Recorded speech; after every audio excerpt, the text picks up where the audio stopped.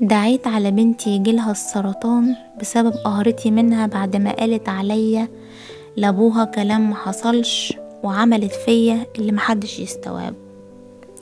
أنا نوال، عندي 45 سنة، ضيعت عمري كله على ولادي وشقيت عليهم. جوزي كانت ظروفه صعبة جدا، وساعات ما كنتش حتى بلاقي اللقمة أنا وولادي ناكلها. قررت أشتغل علشان محرمش ولادي من أي حاجة، والحمد لله ربنا كرمني بشغل عند ناس طيبين جدا، وبفضل الله بقيت بجيب لولادي كل اللي محتاجينه وما بقيتش حرماهم من أي حاجة، أو بمعنى أصح كنت أنا اللي شايلة البيت كله، أكل وشرب ودروس ومصاريف تعليمهم لحد ما كبرتهم. بنتي بقت عندها 22 سنة وابني عنده 18 سنة. وفي يوم كنت راجعة من الشغل لقيت بنتي بتتكلم مع شاب في الموبايل.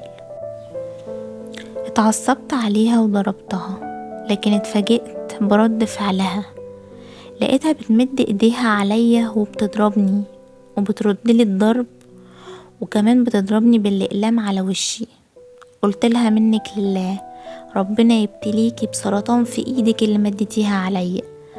من قهرتي ووجع قلبي ما حسيتش باللي انا بقوله. هي دي اخرتها؟ دي اخرة شقاية عليكم؟ قلت لها طيب لما ابوكي يجي بقى هقوله على كل اللي انتي عملتيه ده، وحسبي الله ونعم الوكيل فيكي. وانا بعيط وببكي بحرقة. اول ما ابوها دخل من الباب بنتي جريت عليه بسرعة وقالت له ماما كانت بتكلم راجل في الموبايل وهددتني اني لو اتكلمت وقلتلك هتقول عليا كلام ما حصلش. ابوها صدقها وضربني وطلقني، وانا مش قادرة اصدق وعقلي رافض يستوعب ان دي بنتي. هي مين دي؟ دي اللي انا ربيتها وشقيت عليها، دي اللي انا كبرتها وعلمتها احسن تعليم. رحت لاخويا وكنت منهارة وحكيت له على كل اللي حصل. طبطب عليا وقال لي معلش يا حبيبتي، ربنا يعوضك خير في اللي جاي ان شاء الله. كملت حياتي وعشت لنفسي بس، واهتميت بصحتي وبكل حاجة تخصني انا بس.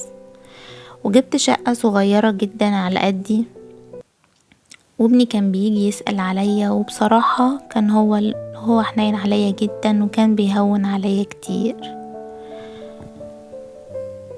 وكان بيقعد عندي شوية وعند ابوه شوية. وفي يوم لقيت ابني بيقولي ان ريم بنتي جالها ورم خبيث في دراعها ولازم يتعمل له بتر. ما زعلتش ولا فرحت ولا سألت عليها، ومش عارفة سامحها ولا عارفة انسى اللي هي عملته معايا. كل ما افتكر ضربها فيا واهانتها ليا بالشكل ده والكلام اللي قالته عني بالباطل اعيط، ومش قادرة سامحها ولا قادرة حتى اروح ازورها في المستشفى. يا ريت تقولولي اعمل ايه، انا مش قادرة سامحها ولا قادرة اروح لها حتى. يا ريت تكتبولي في التعليقات ارائكم وهشوف ارائكم كلها.